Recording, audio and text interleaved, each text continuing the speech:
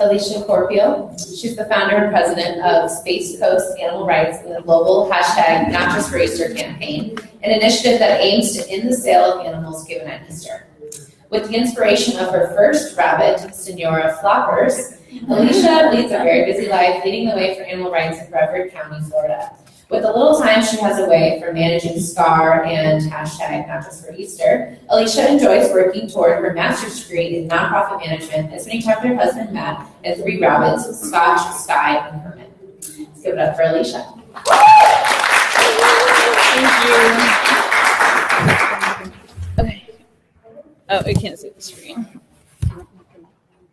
It's okay. Oh, yeah, I need the mic. Thanks. Hi, everybody. Thank you for joining us.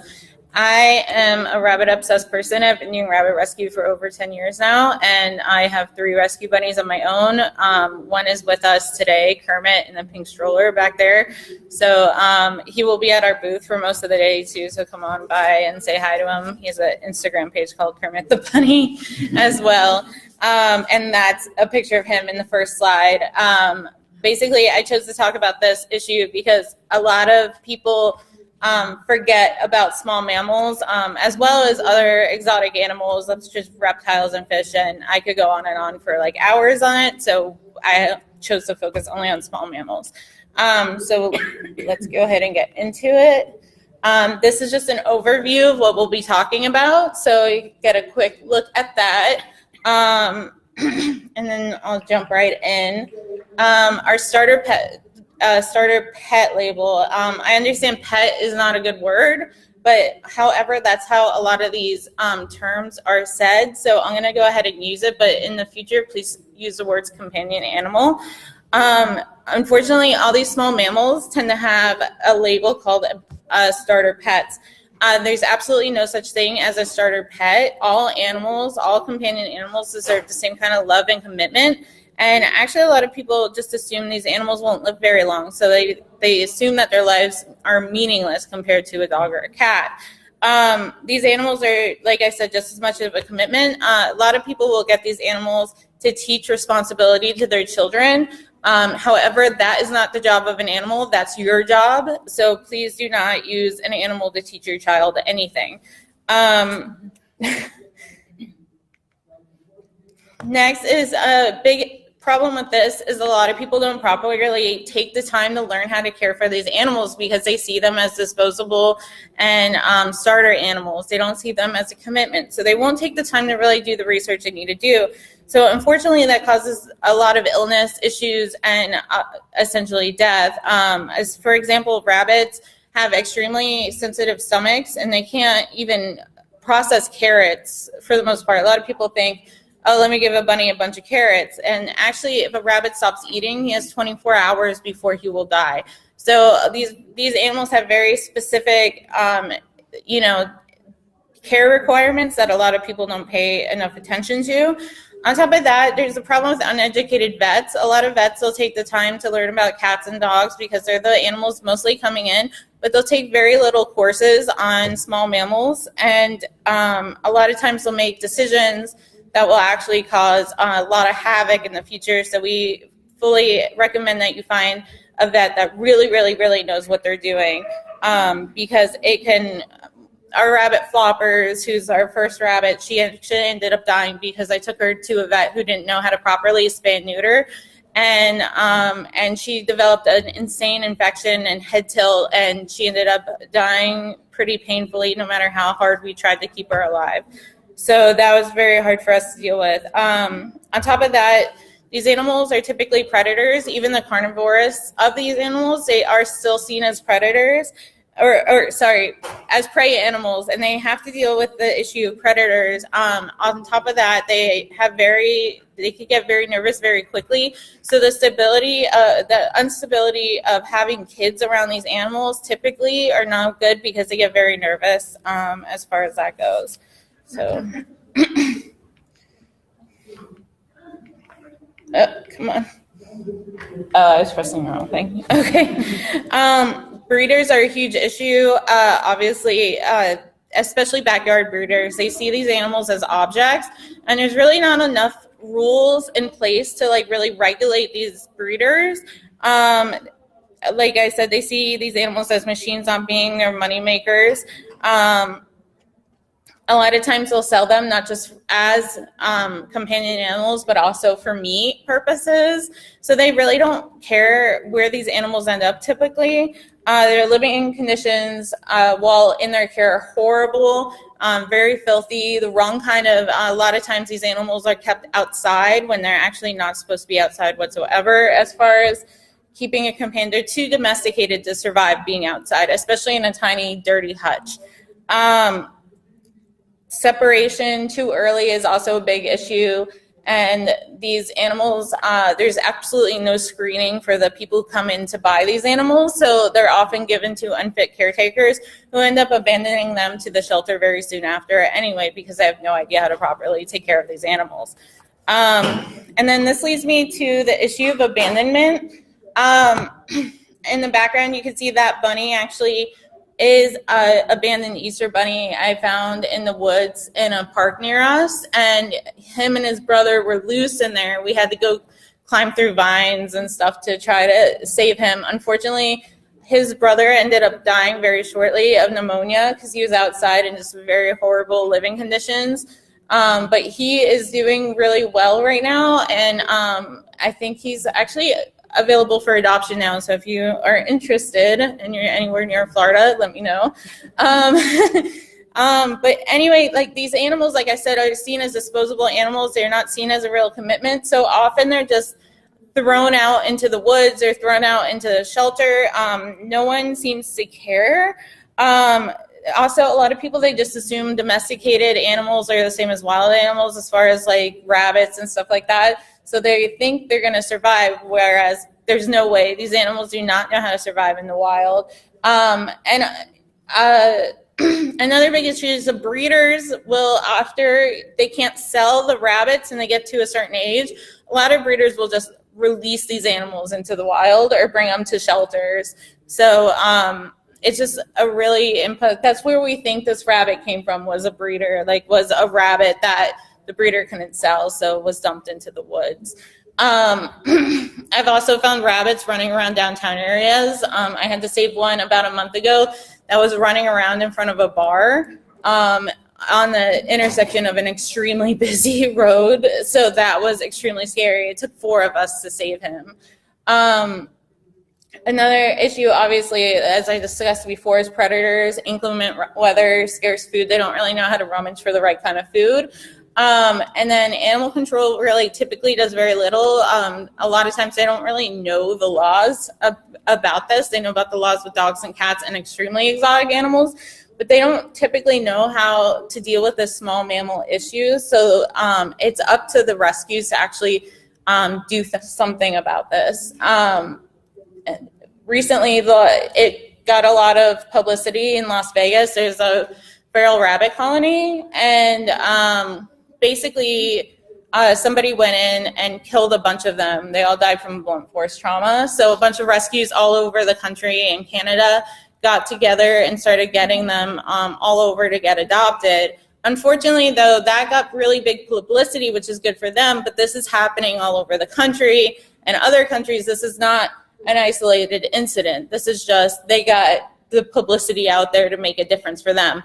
But this is happening all over the place. I mean, I live very close to Orlando, and there's a huge feral colony out there, and there's absolutely not enough help whatsoever. So, is the issue of shelter negligence, and I'm going to talk about this because my rabbit Kermit, who's here today, I ended up adopting him simply because the shelter was not taking care of him.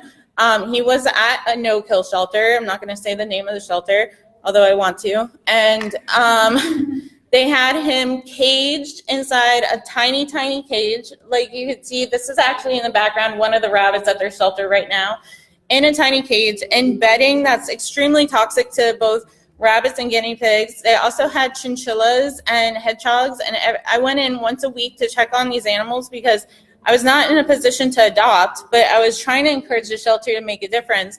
And every time I went in, another one of these small mammals were dead.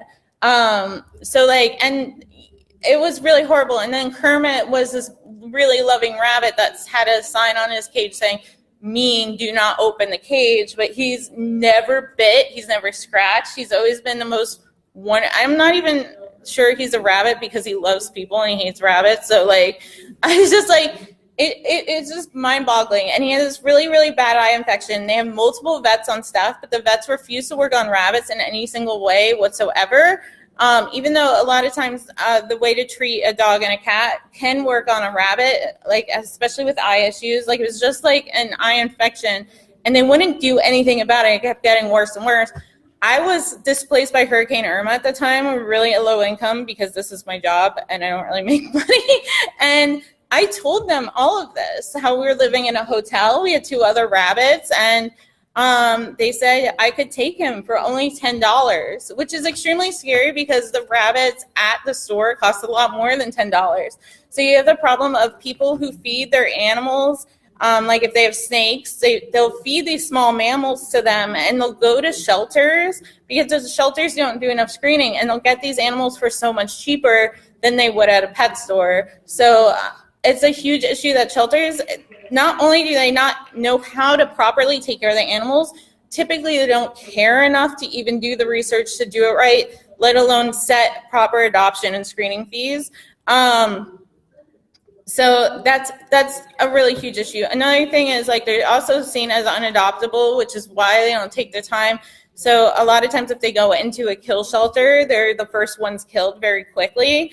And then a lot of no-kill shelters will actually refuse them coming in because they don't want to deal with housing a rabbit or a small mammal for too long. And then we're going to talk as it was, but that's way too loud. Whatever. So basically this is from an animal shelter or a rabbit rescue in Gainesville. They currently have over 100 rabbits in their care at this just one rabbit rescue. And this is their bunny barn where they keep a good amount of their rabbits because they don't have enough volunteers and people willing to foster. Because a lot of people don't even know about these issues and they're willing to foster a bunch of dogs and cats rather than these small mammals. So they have to always deal with this kind of thing where they have a ton of animals coming in and nothing, like nowhere to put them. You know, like if you're familiar with cat and dog rescues, a lot of them will say, well, we're overfilled, we have a waiting list of 2 weeks. Rabbit rescues, especially after Easter, their waiting list is more like 6 to 9 months. So that's an extreme issue, and we just put that kind of cute video together. So let me jump back here. So that's a really big issue. These small mammal rescues really, really, really need your help. So if you have the space and the time, please go to a rabbit rescue, guinea pig rescue, ferret rescue, and do something, like help them out because they need it. A lot of, in fact, a lot of these rabbits will die in rescue. I had one that I volunteered at a shelter with. He ended up dying in rescue. He was in rescue for over 5 years because no one would take him. And then there's the issue of laws. We already talked about how there's not enough protection for these animals. Also, with rabbits in particular, they're seen as agricultural animals, despite the fact that they're the 3rd most popular pet in the United States and the UK and Canada. So they get the same kind of care as an agriculture animal, not necessarily, like a guinea pig has more rights in this country than a rabbit. Where am I? There's local bans in certain places. Like, for instance, somebody is throwing out their ferrets years and years ago in New York City, and now ferrets aren't even allowed in New York City. So that's like, it gives them this bad stigmatization on how they really are. And then there's the issue of this virus being released in Australia, UK, and Canada. And there is there's a vaccine for it for domesticated rabbits, but Australia refuses to give it to the rabbits because they think they're just going to dump them and then they'll be immune to this virus. But it's an extremely bad poisoning, and it's just really, really awful thing that people are dealing with. Another big issue is classroom pets. One more. Can I have 1 more minute on top of that? Okay, so classroom pets. A lot of teachers will bring them in to try to teach the kids commitment, but they're actually not. They're not taught as a commitment because these animals typically will go home with a new kid every week, and also they live in a classroom, which is not the kind of care that they would be living in a home. So they're seen as a project, and really, it's just purposeless. There's absolutely no reason to have these animals in a classroom. I'm going to talk about holidays real quick, and because I'm out of time, we're going to skip the Hollywood part. But I'm sure you guys understand Hollywood hypes up these animals, and then there's like a swarm of people buying them from pet stores and then abandoning them once they don't know. A big issue obviously is gifts. These animals, because they're small and not seen as a commitment, they're given for birthdays, holidays, anniversaries, all kinds of reasons. And a lot of times I get somebody telling me that they didn't even want an animal, but their boyfriend thought it would be cute to give them an animal for their anniversary. So that happens a lot. Now, my specialty is what I deal with Not Just for Easter, is the fact that these animals flood in during Easter, including chicks and ducklings as well. And they need extra support. So what our campaign does is we work to end the exploitation of these animals. So this doesn't continue as an issue. And then my last slide is how to help. Please go to one of these rescues, offer to adopt, foster, volunteer, donate, or educate. Just do at least one of these things. Advocate for these animals. If you see that somebody is not properly taking care of these animals, say something and educate them. Educate shelters. If you go into a shelter and you see that they're not properly taking care of small mammals, go get with the executive director, get with the shelter manager, and make them listen to you. Report any kind of abuse. If animal control doesn't want to help you, contact your local rescue. Go home today and go look up wherever you live and what a wild rabbit looks like where you live. And if you see an animal that looks any different than this wild animal, do something to save them, because they will not survive outside. Do not just assume they're wild. And then finally, please join our campaign. We have a sign-up sheet at our table in the Century Foyer for people who want to sign up to do an action for Not Just for Easter 2019, as well as we have a petition and a few things for sale. So we could really use like the donations and stuff like that to keep this going. So, and that's all I got. Thank you so much.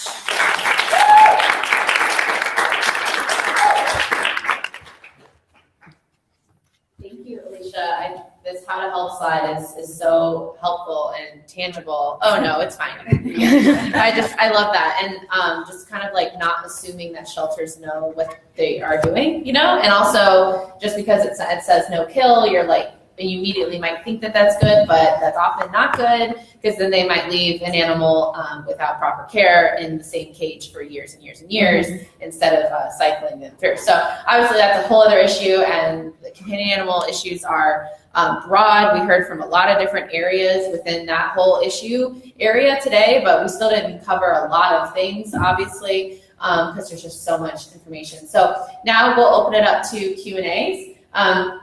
If you can just line up at the microphone right there, be sure to speak into the mic. We'll be recording the session, and please keep your questions concise. That way we can get to as many discussions as possible. Great, please. Thank you very much. You're all heroes in my mind, so thank you so much for the work you're doing with companion animals. I am the dad of 2 rabbits, and Alicia, thank you. You gave a brilliant overview and what the work you and your husband do, and as investors. Thanks. Ask him for pictures of his rabbits. They're adorable. Yeah. Brooklyn Beacon on Instagram. I'm a volunteer also in New York City at animal care centers, and rabbits are kind of lost in the cracks there. And I'm getting to a question, and we had probably one of the biggest rabbit cruelty cases that went to court. We had a woman who was a hoarder who was caught with hundreds of rabbits, and she was found guilty of 120 or something counts of animal cruelty. She got 30 days in jail, which many applauded as something. Many of us were very, very disappointed. And the predominant narrative on social media, and I was just crucified because I don't support the rights of hoarders. I don't believe that rehabilitation currently works. And somehow in the whole process of this, it became about the rights of the abuser, and it became about the rehabilitation, so-called rehabilitation for a person who had no interest in being rehabilitated. We need to send clear messages that there are very clear ramifications for animal abuse, especially for rabbits and other small animals that are just completely lost in the cracks. So where do we stand on this issue of, I believe people need to go to jail for the work for this that they do.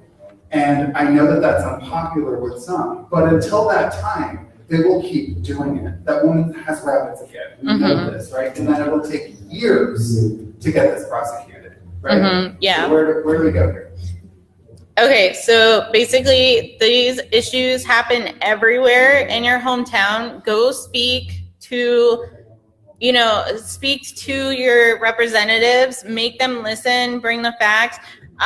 Do more grassroots activism to get the education out there. Speak with your local shelters about what they can do to help educate people properly.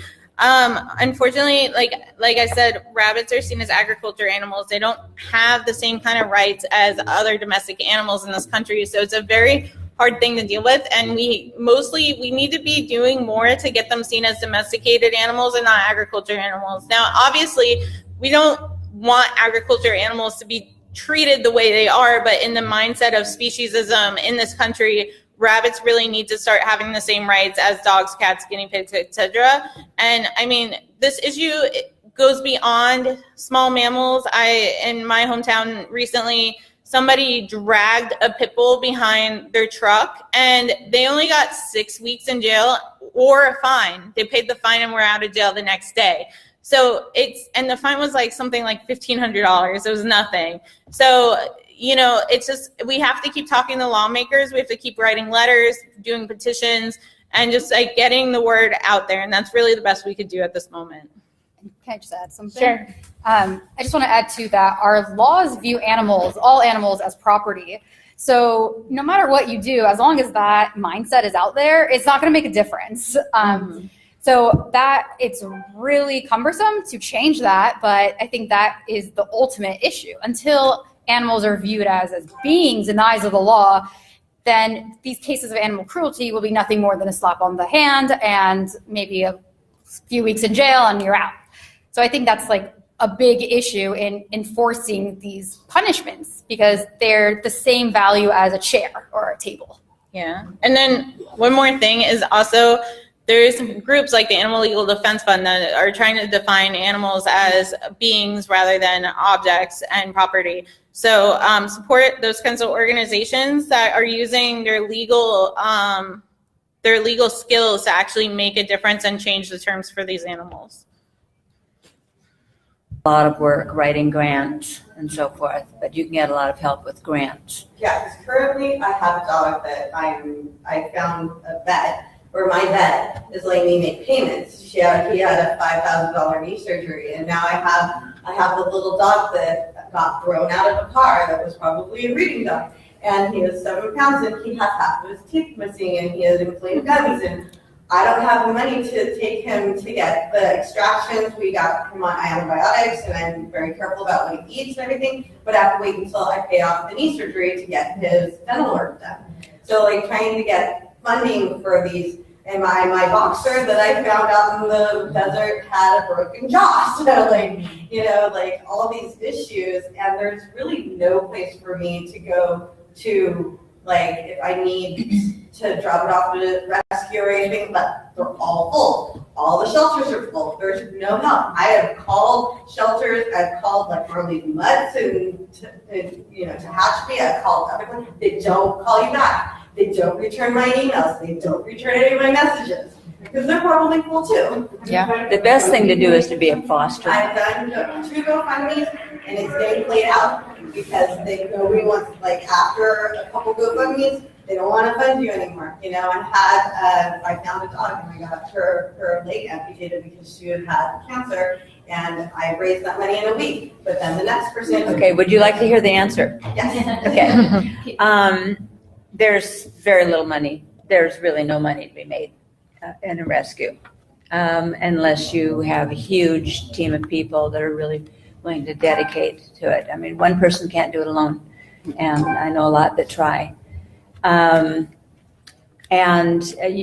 might want to become a foster, and with, like, if there's a PetSmart or Petco out in your area, find out who the rescues are that use that venue, and they're usually you have to be a nonprofit, and foster for them, and then they can help you get food, they can help you with the spay and neuter, but then those dogs are technically theirs. And then you get the dogs to the adoption event. They have to be spayed and neutered and rabies and all the things you have to do to get them adopted. They'll do the house checks and so forth. That's the easiest thing to do but then again, when the adoption is done, then they keep the money because they've spent all the money, getting that done. And that's the only thing I can think of. There are different places where you can get funding, like Actors and Others, and you can call any vet. It's a good place to start because it sounds like you're in a different county. Yeah. And then ask them who does pledges, which nonprofits help with pledges, and they'll give you the numbers, and you call and they'll pay so much for spay and neuter. They'll pay so much for surgeries and things like that. You can also do GoFundMe's. But then again, you have to be a nonprofit to do that. So you really have to work with a nonprofit. Yeah, I just want to add, doing it on your own is impossible. Mm-hmm. Like the nonprofit, the dog rescue that I was the operations manager for, the founder was loaded. So, because she had her own private business, that was the only way to fund the nonprofit. Like, we would do grants, but that barely covered anything. Or we'd create relationships with vets. Like, we'd take in a dog if you paid for the surgery and make those kind of relationships. But without that extra funding, there was no way we could have survived. So I really think working with a nonprofit is going to be essential for you to get these. I mean, I don't know if you want to keep them. I mean, I'm sure you love them as your own, but going in as a foster, I think, is a great idea. Yeah, so they're yours. Like, they're family. But I know, like, at Ace of Hearts, we paid our fosters. We would pay you every week. We provide everything for you, and then we would keep the adoption money to cover that. But the only way to do that was by having that funding. There's no way we could have done it alone. Can I make a really quick comment? They're right. Working with rescues is the best way to do it. For us, because we're an outreach group, we're not a rescue. But a lot of times we capture these animals that are out in the woods and stuff like that in really at-risk situations like you do with the desert.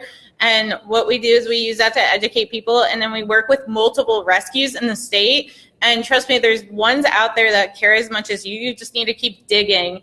And like, one rescue we work with is 3 hours away, but they send us what we need. And then once they get an opening, we bring the rabbit to them. So, like, working with you don't need to pick just one. You can work with multiple rescues. And then if you are accepting donations, keep in mind that multiple states do not allow you to take donations unless you're registered as a corporation with the state, as a nonprofit corporation. Usually this is pretty cheap and easy to do, so I recommend doing that at the very least, and maybe making a Facebook page called, like, Desert Dogs or something like that, just, like, get people coming in.